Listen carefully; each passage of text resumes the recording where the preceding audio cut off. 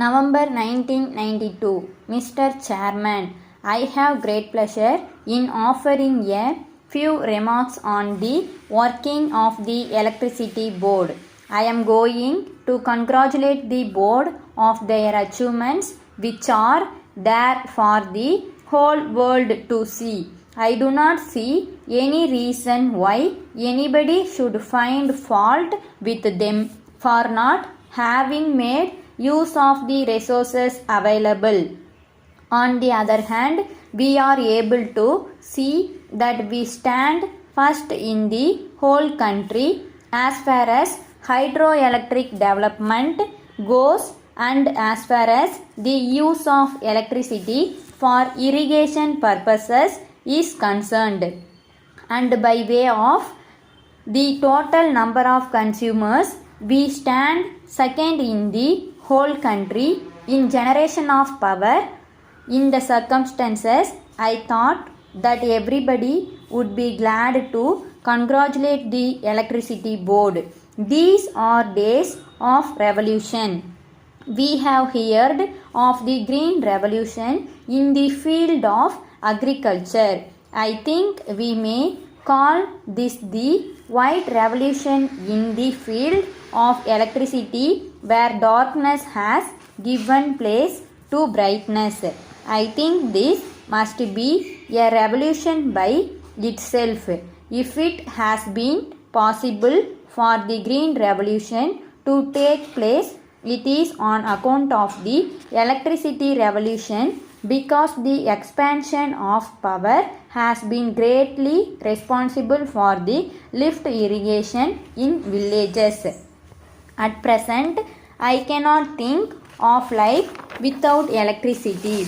We should understand that it is not merely the luxury of the rich, but the necessity of every citizen. How can there be any life without electric light or fan for even middle class people?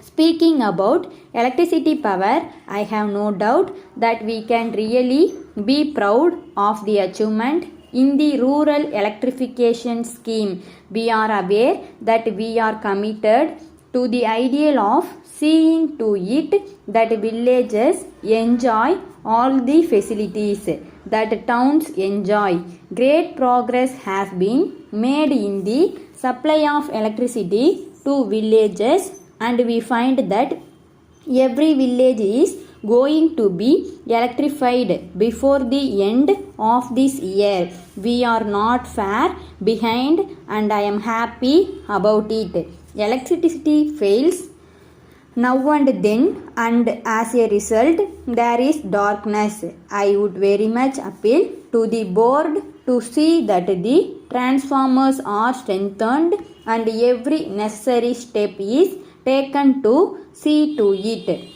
that such failure is minimized to the extent possible. But I am happy in another way. We are in charge of a few hostels where there are children from villages, and I am happy that the horizon colonies are being fast electrified. They must be electrified as soon as possible, because when the boys in the hostels go home during the holidays, they do not have these amenities at home.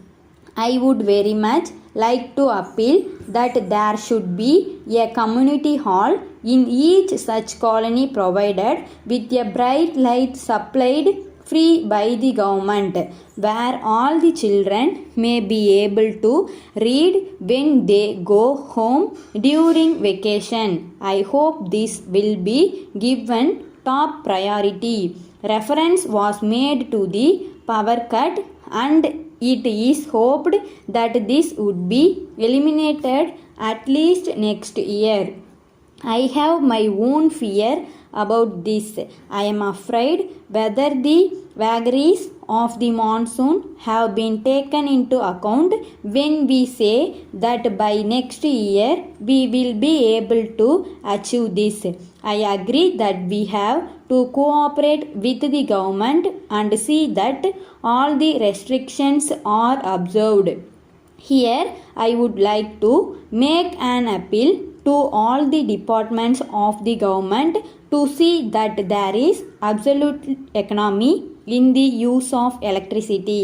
Letter dated 20th April 1990 from Ajanta Cycle Manufacturers Limited, Calcutta to Messrs. Naik Trading Company, Bombay. Dear sirs, with reference to your instructions, we have booked your order for 200 pieces of Ajanta cycles complete with accessories.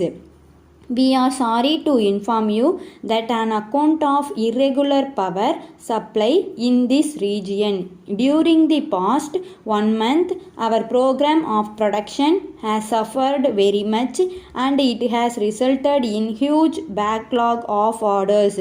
So we are afraid that it will not be possible for us to execute your order according to the schedule of delivery agreed upon. We are trying to fulfill our commitments to the best of our ability, but even then supply may be delayed by 3 or 4 weeks.